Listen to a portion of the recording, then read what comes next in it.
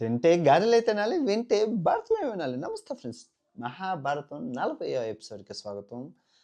పాండవుల 12 సంవత్సరాల అరణ్యవాసం ముగిసిపోవడం, అజ్ఞాతవాసంలోకి ప్రవేశించడం అండ్ తర్వాత యక్ష ప్రశ్నలు చాలా బావుంటది. ఒక లైక్ కొట్టండి ఫస్టు.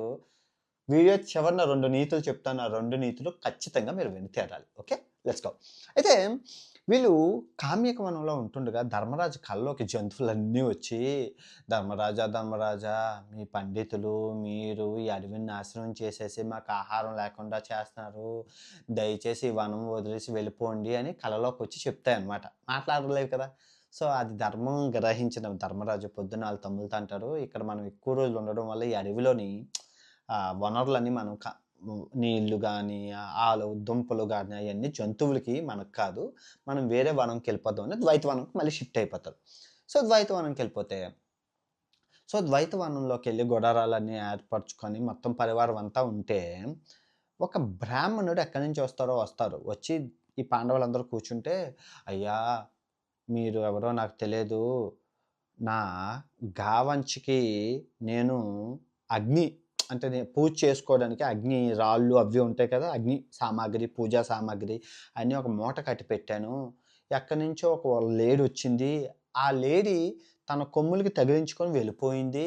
ఇప్పుడు నేను పూజ ఎలా చేసుకోవాలో తెలీదు. అది నాకు చాలా ఇంపార్టెంటు. మీరు ఎలాగైనా తెచ్చిపెట్టరా" అంటే, ఎంతసేపు అని క్షత్రియులు కదా! ఏదైనా సహాయం అడిగితే చెయ్యాలి. వీళ్ళు ఐదుగురు బయలుదేరతారు మాయా లేడీని అది లేడీ అలాగ అడవి కదా! క్రూర మృగాలు ఎక్కువుంటాయి కదా! ఐదుగురు గుంపుగానే ఎళ్తారు. బాణాలు అవి తీసుకొని. ఎందుకంటే ద్వైతవనం చాలా డేంజరస్‌గా ఉంటది. కామ్యకవనంలాగా నీట్‌గా ఉండదు. క్రూర మృగాలు ఎక్కువుంటాయి. వెళ్తే అలా కొంత దూరం వెళ్ళేసరికి ఆ మాయా లేడీ ఎక్కడ కనబడదు. పాపం పరిగెట్టి అలసిపోతారు పాండవులు. అలసిపోతే ఒక చెట్టు దగ్గర కూర్చొని, అమ్మ నాయనో! ఏంటి లేడీ మనకు కనబడట్లేదు. అయ్యయ్యో! పాపం ఆ బ్రాహ్మణుడు ఎంత ఇబ్బంది పడుతుంటాడో ఆయన సామాలు పోయినందుకు అని బాధపడుతుంటాడు. ఇంతలో ధర్మరాజు అంటారు, "నకులా, దాహం విపరీతంగా ఏస్తుందయ్యా! చూడు కొంచెం నీళ్ళు ఎక్కడైనా ఉంటాయేమో చూడు. ఈ చెట్టు ఎక్కి చూడు నీకు అర్థమవుతది" అని చెప్పగానే నకులుడు ఆ చెట్టెక్కి చుట్టుపక్కల ఎక్కడ నీళ్లున్నాయా అని చూస్తారు. కొంచెం దూరంలో సరస్సు కనబడతది. "అన్నయ్య నేను పైనుంచి చూసాను. జస్ట్ ఒక 2 పర్లాంగుల దూరంలో నీళ్లున్నాయి. నేను మీకు తెస్తానన్నయ్య. మీరందరూ ఇక్కడుండండి. ఆకులో తెస్తాను" అంటాడు. అలాగే అని చెప్పి నకులుడు బయలుదేరేసరికి ఆ నది దగ్గర నీళ్ళు తాగబోతుంటే ఆ నది అంటది, "ఈ నది నాది. ఈ నదిలో నీళ్లు తాగాలి అంటే నేను అడిగిన ప్రశ్నలకు సమాధానం చెప్పాలి" అని అంటది. ఎలా నీళ్ళు తాగుతాడు. నీళ్ళు తాగంగానే కళ్ళు తిరిగి పడిపోతాడు. అయిపోయింది. నకులుడు ఇంకా రాలేదు. సహదేవ్ ఒకసారి ఎళ్లి చూడు అని చెప్పి సహదేవు ఎళ్తాడు. ఎళ్లి ముందు నీళ్ళు దాహం కదా! తమ్ముళ్ళు ఏమయ్యారో కాదు. నీళ్ళు తాగాక వెతుకుదాం నీళ్ళు తాగితే సేమ్ అతనికి కూడా అదే క్వెషన్ అడుగుతది. నీళ్ళు తాగాలంటే నేను అడిగిన ఎలా అని చెప్పి నీళ్ళు ఆయన పడిపోతాడు. ఆయన పడిపోతే ఇదేటి ఎవరెళ్ళినా రావట్లేదు. భీమా చూడొకసారి ఏం జరుగుతుందో అని చెప్పి భీముని పంపిస్తారు. భీముని పంపిస్తే భీముడికి దాహం ఏస్తది కదా! అందరికి దాహం కదా! ముందు ఆళ్ళు తమ్ముళ్ళు ఏమయ్యారో కానీ నీళ్ళు తాగాక చూద్దాం అనేసి నీళ్ళు తాగుతాడు ముందు. నీళ్ళు కనబడతాయి కదా! పెద్దది కదా నది. ఎక్కడ పడిపోయాడో తెలీదు. పడిపోతాడు. ఆయన పడిపోతాడు. భీముడు అలా పడిపోతాడు. "అర్జున నాకేదో తేడాగా కొడుతుంది. నువ్వు జాగ్రత్తగా వెళ్లి జాగ్రత్తగా చూడు. మాయాశక్తి ఏమైనా లేదన్నా దుష్ట దుర్యోధనుడు ఏమైనా పన్నాగం పన్నాడేమో" ఆ! అని అంటాడు. అర్జునుడు అలాగే బయలుదేరతాడు. అర్జునుడు బయలుదేరగానే సిట్యుయేషన్స్ అన్నీ చూస్తాడు. చూడగానే తమ్ముళ్ళందరూ పడిపోయి ఉంటారు. పడిపోతే సిట్యుయేషన్‌లన్నీ చూస్తారు. ముందు ఆ తమ్ముళ్ళు పడిపోయారు కదా! మనం నీళ్లు తమ్ముల మీద జల్లుదాం అని చెప్పి అర్జునుడు ఆకుతో నీళ్లు తీసుకోబోతుంటే, "నా పేరు యక్షుడు. నేను అడిగిన ప్రశ్నలకు సమాధానం చెప్పి నీళ్లు తీసుకెళ్ళండి" అంటే, "ఒరేయ్ మాయావి నువ్వెవరివో నాకు తెలుసు" అని చెప్పి అర్జునుడికి శబ్దభేరి విద్య వచ్చు. అంటే కళ్ళు మూసుకొని శబ్దం ఎక్కడి నుంచి వచ్చిందో చూసి అక్కడికి బాణం వెళ్ళిపోతది. మనం ఎయలేం గానీ అర్జునుడు ఎయగలడు. ఆ శబ్దభేరి విద్య ద్వారా శబ్దం ఎక్కడి నుంచి వచ్చిందో గ్రహించి అక్కడికి బాణాలేస్తాడు. మాయా రూపంలో ఉన్నప్పుడు ఆ బాణాలు ఎవరికీ తగలవు కదా! తగలవు. అప్పుడు ఎలా అని చెప్పి ఆ నీళ్ళు తీసుకొని ఎళ్ళబోతుంటే ఆ నీళ్ళు తీసుకునేసరికి అర్జునుడు కళ్ళు తిరిగి పడిపోతాడు. కళ్ళు తిరిగి పడిపోతే ఇంక ధర్మరాజుకి అర్థమైపోద్ది సినిమా. సంథింగ్ ఈజ్ ఫిషీ ఏదో జరుగుతుంది. జాగ్రత్తగా ఉండాలి అని చెప్పి ధర్మం తెలిసినవాడు కాబట్టి అలా వెళ్తాడు. వెళ్తే అక్కడికెళ్ళగానే తమ్ముళ్ళందరూ పడిపోవడం చూస్తారు. ఇంత అరివేర భయంకరులు పడిపోయారు అంటే విష ప్రయోగమైనా జరగాలి. లేదా ఎవరో గంధర్వులు గాని, దేవతలు గాని ఏదో చెయ్యాలి. ఫస్టు విషప్రయోగం జరగలేదు. కన్ఫర్మేషన్ తమ్ముళ్ళు బాడీ ఏమీ నీలం రంగులోకి మారలేదు. మామూలుగానే ఉన్నారు. స్పృహ కోల్పోయారు. ఓకే. అది మనకు సెన్స్ ఉండాలి. తర్వాత ఓకే. నీళ్ళు కోసం అంటే నీళ్ళు జల్లితే లెగుస్తారు కదా! నీళ్ళెళ్తే ఆయనకి కూడా ఆ నది అలాగే అంటది.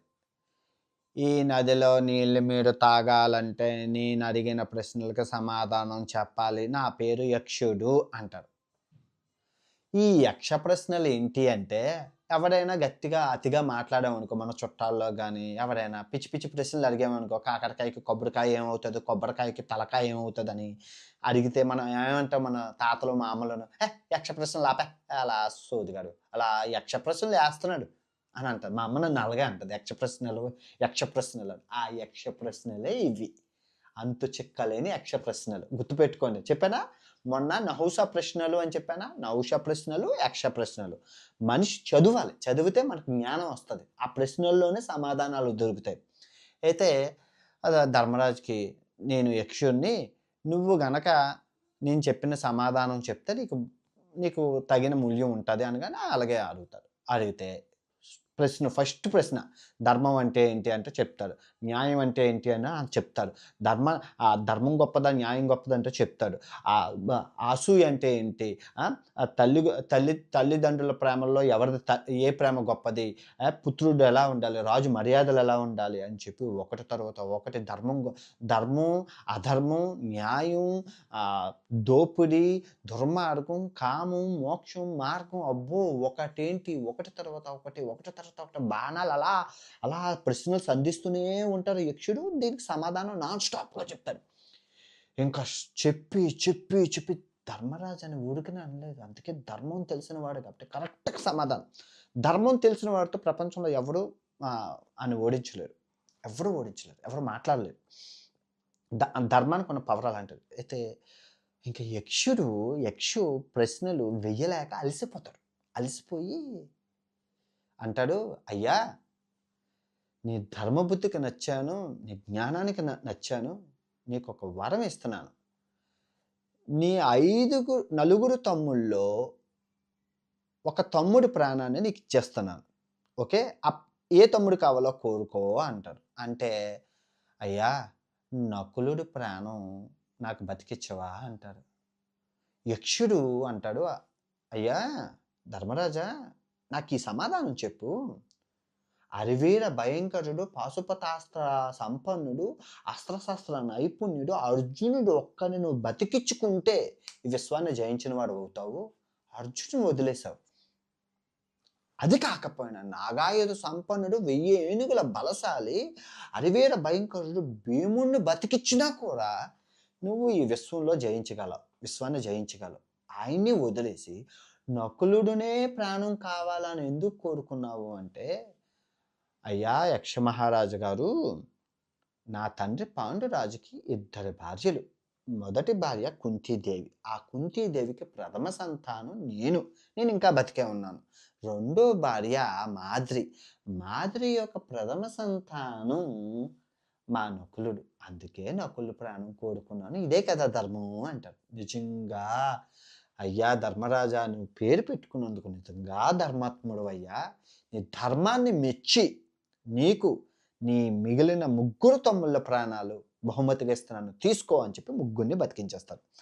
అంతా హ్యాపీగా ఉంటుంది. ధర్మరాజా గుర్తుపెట్టుకో, నువ్వు అడిగినది చాలా న్యాయమైనది, స్వార్థం లేని కోరిక కాబట్టి ఒక్క వరం ఇస్తున్నాను కోరుకో అంటారు. అంటే ఏమని కోరుకుంటారో తెలుసా?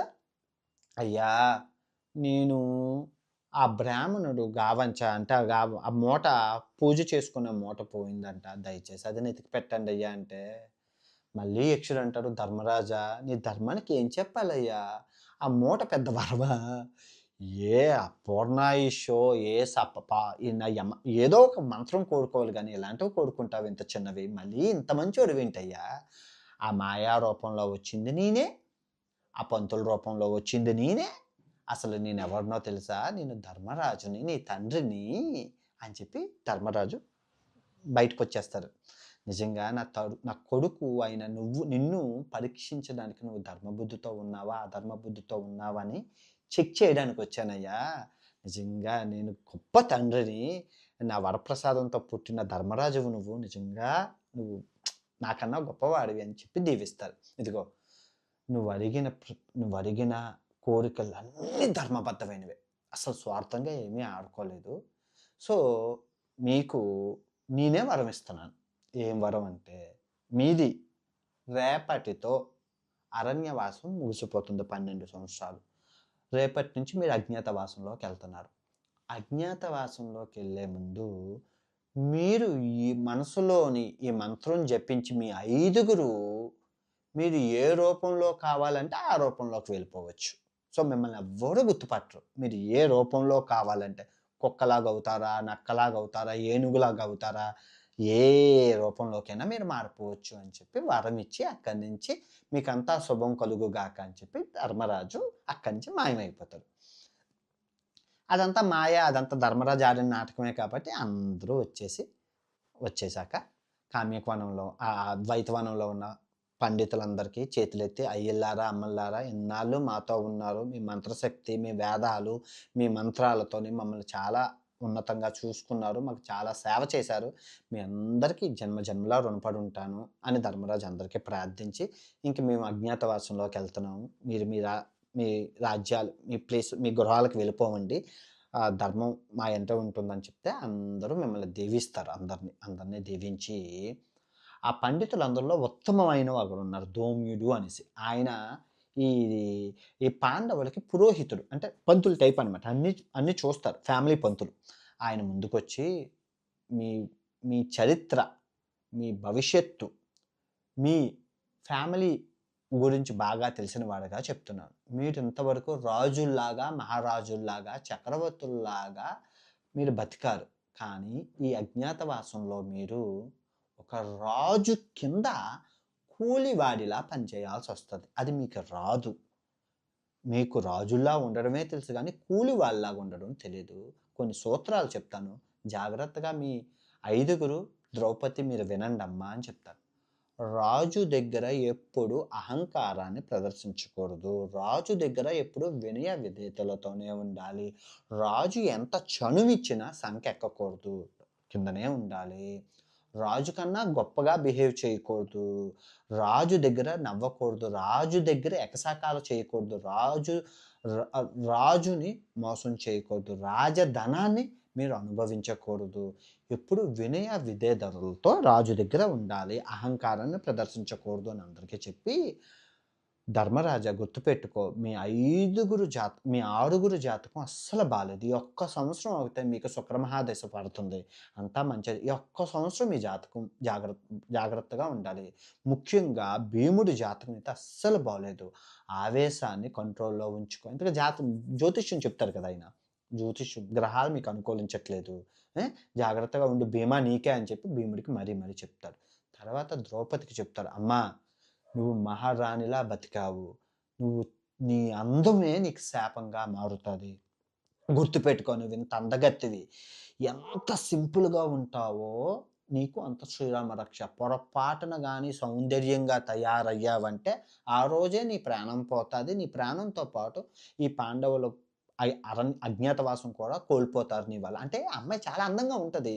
అందం ఎంత పెనుముప్పు తెస్తదో. అందుకే నువ్వు చాలా అసహ్యంగా తయారయ్యి అందవికారంగా కనబడితే వీళ్ళకి శ్రీరామ రక్ష. మారువేషాల్లో అందరూ బాగుండండి. అంతా మీకు మంచే జరుగుతదని చెప్పి అందరూ బ్రాహ్మణులు మంత్రాలు చెప్పించి, పూజలు చేసి, వాళ్ళని దీవించి సెండ్ ఆఫ్ చెప్తారు. బాయ్ చెప్పేస్తారు. అందరికి వీళ్ళు బాయ్ చెప్పేసి వెళ్ళిపోతారు. కథ కంచికి మనం ఇంచికి. తర్వాత వీళ్ళు ఎక్కడికెళ్ళారు? ఏ రాజు దగ్గరికెళ్ళారు? ఎక్కడ మారువేషంలో ఎవరెవరు ఎలా ఉన్నారు? ఎవరెవరు ఏ పనులు చేస్తున్నారు? అనేది చాలా చాలా చాలా చాలా బావుంటది. Next episode don't miss. Okay. ఈ ఈ ఈ వీడియోలో నీతి ఏంటి? ఫస్ట్ నీతి. పిల్లలు జాగ్రత్తగా ఉండండి. పిల్లలు కనడం చాలా ఈజీ. కుక్క, పంది కూర గంపడేసి పిల్లలకంటే అది డజంట్ మ్యాటర్. పిల్లలు కనడం ఈజీయే. కానీ వాళ్ళని సక్రమంగా పెంచడం అనేది చాలా చాలా చాలా చాలా ఇంపార్టెంట్. లేదంటే ఆడు జీవితాంతం నా తండ్రిని నన్ను సరిగ్గా పెంచలేదని చెప్పి తండ్రినే తిట్టుకుంటాడు.